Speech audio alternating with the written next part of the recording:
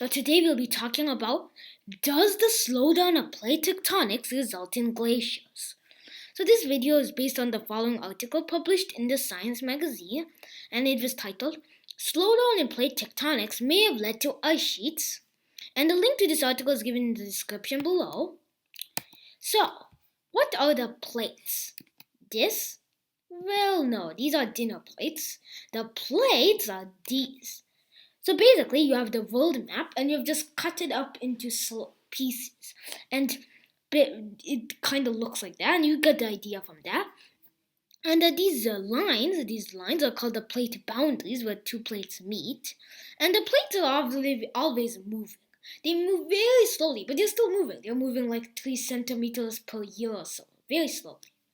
And at the boundaries, interesting stuff can happen. One such thing is convergent boundaries, and at convergent boundaries, two plates move towards each other, and two things can happen. One is when you have two continental plates, basically where two pieces of land meet with each other, then you'll have a mountain form because they'll just fold up on top of each other. But if you have an oceanic plate where ocean meets with land, you'll see one plate subduct or go underneath the other plate. This is called subduction. And when you have subduction, the plate that goes underneath, which is the oceanic plate, it melts in the mantle, which is underneath the crust. And that's one reason why some of the pieces of the crust, some plates, part of the plate will get melted down and is gone. So basically, we have reduced the amount of crust on the planet, although it's by a very minor amount. So the next type is the transform boundaries, and transform boundaries basically occur when two plates move across each other, or they move past each other, and they can form earthquakes. And the last type is divergent boundaries, and divergent boundaries occur when two plates move away from each other. So, those are the types of the boundaries. Now let's go and talk about seafloor spreading. So what is seafloor spreading? Well, seafloor spreading is basically the crust production, the making of new crust, and it looks like this. So let's just observe this image over here.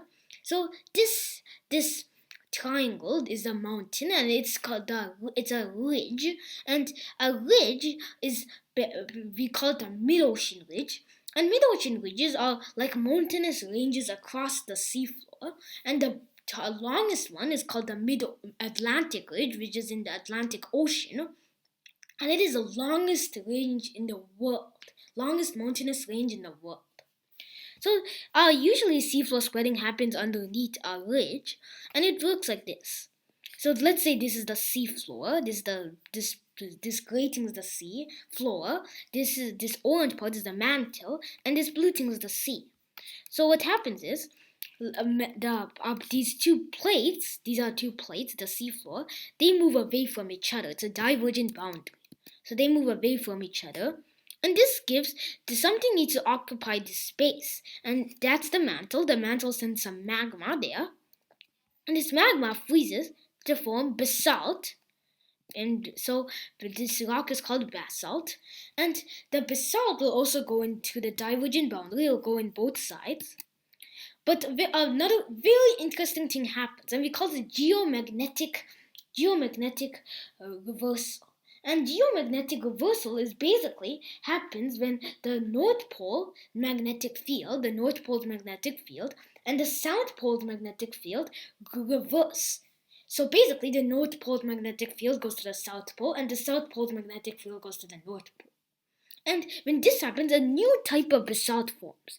And this is another type, let's say it's this gray type. And so we're creating new crust here. As you can see, we are pushing this old crust away and forming new crust. And this cycle goes on and on, a black one, a gray one, a black one, a gray one, and the geomagnetic reversal happens every 1 million years. So this time span it took for this to form was 1 million years. So now let's go to the next slide. So now let's talk about what the article said. And now the article said that the amount of crust produced has declined for the past 15 million years. and this caused global cooling. Wait, how? Well, here's how. Volcanoes form at plate boundaries where plates meet, and volcanoes emit carbon dioxide. And carbon dioxide is a greenhouse gas, and greenhouse gases trap sunlight in our atmosphere, warming the Earth. And less carbon dioxide means less warmth in our Earth, resulting in global cooling. Now, how can you figure this out? How do scientists know that the amount of crust produced has been declining for the past 15 million years? So here's one way. So look at these two images. Now, if you look at so as I said in the last slide, the reversal of the pole's magnetic field changes the type of basalt, and say that two colors are the different types of basalt. We call them the magnetic stripes. And so the first picture, let's say, is taken 20 million years ago. And the second picture, so this is the second picture, this one was taken 4 million years ago. So has the amount of crust produced over the time decreased or increased? So now you may pause this video and think about the question I just told you for a minute or so. So the answer is the crust production has decreased. Let me explain. So the amount of time it took for the black slice, this is the black slice or black stripe, we call it the stripes, these are called magnetic stripes. For the black stripe to be made in the top example is equal to the amount of time it took for the bottom example black stripe to be made. This example. Now, if you look at them and observe them carefully, you know that this black stripe is shorter. In the bottom example, the black stripe is shorter than in the top example. And this is because in the same period of time, the top example produced more crust than in the bottom example. Since these are both in the reversal, geomagnetic reversal, it never changes. So this took 1 million years, and this also took 1 million years to form. But in the top example, it formed much more crust than in the bottom example. So you know that it's been declining, the amount of crust produced for let's say 16 million years. So now let's just think back about that question I had put as the title of the first slide.